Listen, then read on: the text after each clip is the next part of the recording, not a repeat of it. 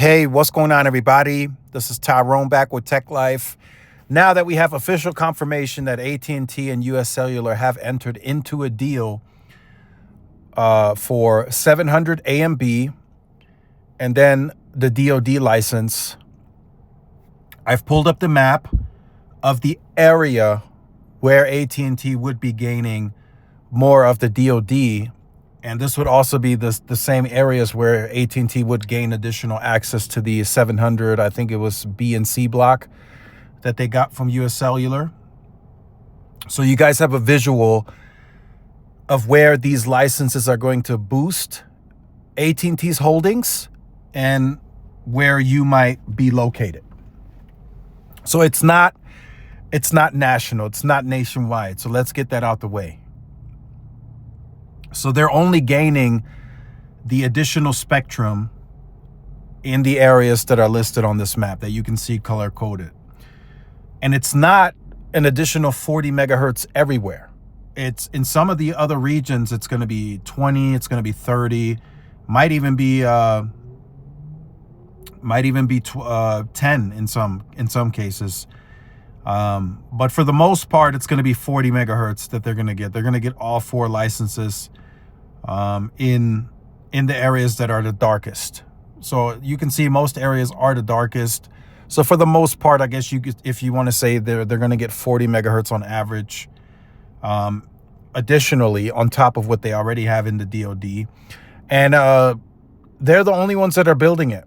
So this is the start, in my opinion, of AT&T trying to gather up and purchase the rest of the DoD holdings that are out there. So T-Mobile recently sold their holdings 20 megahertz to Columbia Capital across 175 million pops. So that would be a bigger footprint than even what you see on screen now if AT&T were to buy that.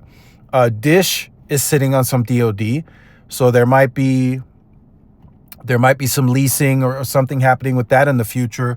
And there are a few small holdings companies that still have DoD as well. It's not much. I'd have to leave that for another video. I'm doing some research on that as well. But there are some other smaller holdings companies, Spectrum holdings companies, that have some of that DoD as well. So if AT&T gets all of that DoD together, if they're allowed, right, if they get a waiver from the FCC, even if they don't, the time limit expires, or the limitation of only owning 40 megahertz expires January 2026. So they can wait, right? If nothing happens, they still have a major build out in 2025. They still have a major conversion from Nokia to Ericsson in 2025. As long as they get the DoD equipment on the sites, right? It's going to be a better network regardless. And then you can say, okay, in 2026, more of that bandwidth will go on air, right? You start with 40 megahertz on DoD. And then if you can't get a waiver from the FCC and you have to wait, you don't have to wait that much longer. You can put additional spectrum on air starting in early 2026. And then once that limit is expired and it's up, then you can go for the rest of the DoD that's out there and you can purchase it.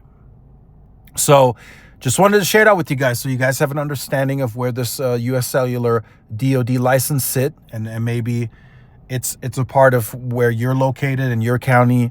So be looking forward to getting some additional bandwidth, right? In a large part of these counties, they're going to be able to have 80 megahertz of C-band and 80 megahertz of the DoD. So it's going to be interesting to see. So AT&T's patience and waiting may have paid off, right? It's very possible. So we'll see as soon as we hear more from the FCC. Maybe they give them the waiver and they allow them to own more than 40 megahertz.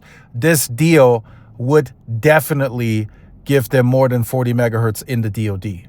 So we'll see. I'm sure it's all dependent on the T-Mobile deal being approved. Once that's approved, then these other side spectrum deals will be allowed to go through as well, such as what Verizon and AT&T have been able to